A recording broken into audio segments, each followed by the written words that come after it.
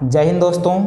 आज की इस वीडियो में हम लोग कुछ इस तरह के कोष्टक वाले नियमों को समझेंगे जो कि हमने यहाँ पे 3 सवाल लिया है और इन 3 सवालों में मैं आपको पहला और तीसरा को हल करके दिखाने वाला हूँ और बहुत ही अच्छे तरीके से समझाने वाला हूँ ताकि आप आसानी से किसी भी तरह के सवालों को हल करना सीख जाएंगे।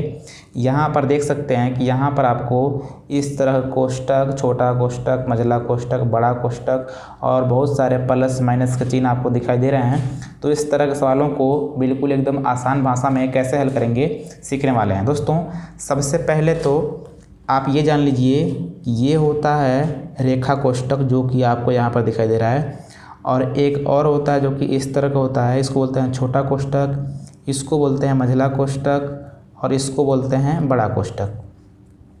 तो सबसे पहले अगर किसी भी सवाल के अंदर आपको रेखा कोष्टक, छोटा कोष्टक, मझला कोष्टक और बड़ा कोष्टक दिखाई देता है तो वहाँ पे सबसे पहले हल करते हैं रेखा कोष्टक को, इसके बाद छोटा को, मझला को, फिर बड़ा को।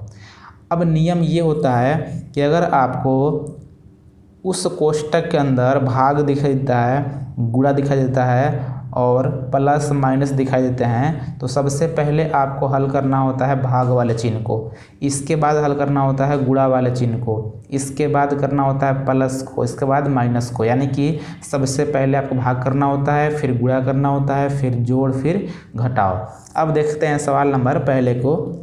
यहाँ पे हमने पहला सवाल लिखा है 112 माइनस बड़ा कोष्टक 121 भागे 11 गुणा 11 -4 माइनस, इस तरह सवाल है। तो सबसे पहले मैंने बोला है आपको कि देखना होता है कि रेखा कोष्टक है कि नहीं है, तो आपको यहाँ पे रेखा कोष्टक दिखाई दे रहे हैं, यानी कि सबसे पहले आपको ये वाला हल करना पड़ेगा। तो यहाँ पे जितने भी बाकी हैं आपको सेम टू सेम उतारना है, केवल कुछ नहीं करना। जैसे हमने यहाँ पे उतारा है -4, यहाँ तक हमने कुछ भी नहीं किया है। अब भी हमको करना है ई रेखा कोष्टक को, यानी कि भी माइनस, यहाँ देखिए ये 8 -1 है। अब ध्यान दीजिए कुछ लोग क्या करते हैं कि -8 और -1 इस तरह का है, तो कुछ लोग समझते हैं कि दोनों ही माइनस है, तो यहाँ पे -8 -1 करते हैं -9। लेकिन रूल ये नहीं कहता है, रूल ये कहता है कि भाई ये वाला जो माइनस है ये वाला कोष्टक के बाहर है। जैसे मान लीजिए अगर यही वाला माइनस कुछ इस तरह का होता तो आप यहाँ पे 8 में 1 घटा करके 7 लिखते, लेकिन ये वाला कोष्टक ऊपर है तो आपको लगता है कि ये वाला माइनस इस 8 के लिए है, लेकिन ऐसा नहीं है। तो यहाँ पे 8 में 1 घटेगी तो 7 बचेगी और मझला कोष्टक बंद, बड़ा कोष्टक बंद। अब मैंने आपको बोला कि रेखा कोष्टक के बाद हल करना होता है छोटा कोष्टक। अब छोटा कोष्टक यहाँ पे है।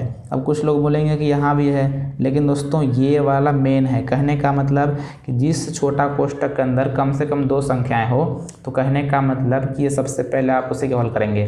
तो यहाँ पे हल कर लेता हूँ, इसके बाद इसे भी हल कर लेंगे। तो क्या होगा कि 112 माइनस बड़ा कोष्टक 121 और भागे 11 गुणा 11 है तो 121 हो जाएगा। और यहाँ देखिए -2 है तो ये वाला माइनस प्लस हो जाएगा, और भागे ये वाला सेम टू सेम अभी लिख लेना है, कुछ नहीं करना है, इस तरह से। अब क्या करेंगे कि यहाँ पे हमने रेखा कोष्टक, छोटा कोष्टक दोनों ही कोष्टक को हल कर लिया। अब करना है मझले कोष्टक को, यानी कि 112 और ये वाला सेम टू सेम लिख लेंगे। यहाँ आप कुछ नहीं करना है, ये +4 हो गया। यहाँ देखिए ये है 3 - 7, यानी कि 3 में 7 घटेगा तो 4 बचेगा। हालांकि घटता नहीं है लेकिन आपको घटाना है।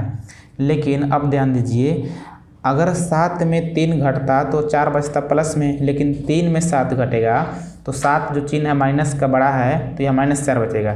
तो ये वाला माइनस और ये वाला माइनस, तो इस तरह से हो जाएगा +4। ये हो गया बड़ा कोष्टक। अब दोस्तों इस तरह से हमने रेखा कोष्टक, छोटा कोष्टक, मझला कोष्टक हल कर लिया। अब बारी है बड़ा कोष्टक की। अब बड़ा कोष्टक के अंदर आपको यहाँ भाग दिखाई दे रहा है, तो सबसे पहले आप भाग करेंगे। तो कहने का मतलब अगर आप 121 में भाग करेंगे 121 से तो आपको हो जाएगा 1 + 4 अपने स्थान पे, और इस तरह से हो जाएगा 112 माइनस ये हो जाएगी 9, 112 में घटेगी 9 तो 103 बचेगी।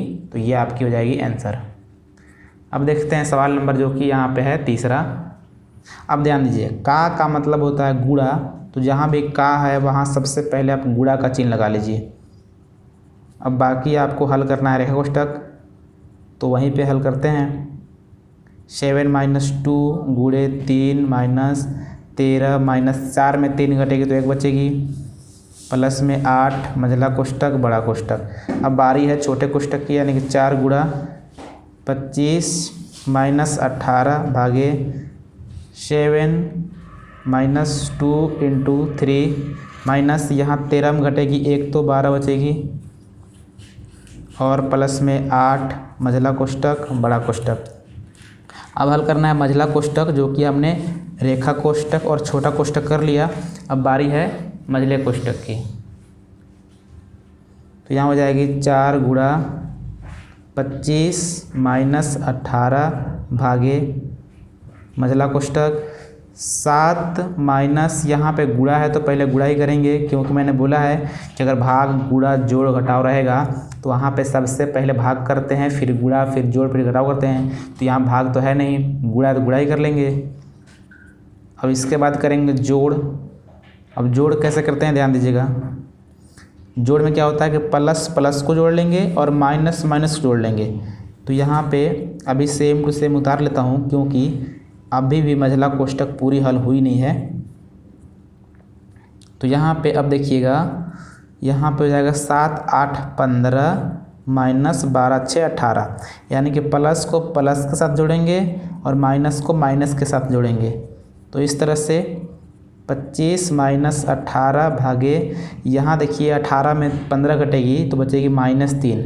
अब माइनस क्यों बची है? क्योंकि माइनस का चिन्ह बड़ा है।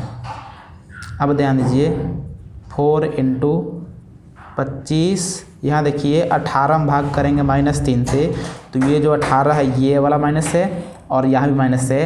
तो रूल ये होता है कि अगर माइनस का भाग करेंगे माइनस वाले संख्या से तो प्लस हो जाती है। तो इस तरह से 3 × 18 यानी कि 6 हो जाएगी प्लस में। अब ध्यान दीजिएगा, 4 गुणा 25 × 6 = 31 हो जाएगी। अब 4 गुणा जब 31 में करेगा तो जाएगा 4 × 4 = 4 × 3 = 12 यानी कि 124 हो जाएगी। तो इस तरह से ये आपका हो गया आंसर। दोस्तों उम्मीद करता हूँ कि आपको ये वाला दोनों ही सवाल समझ में आई है।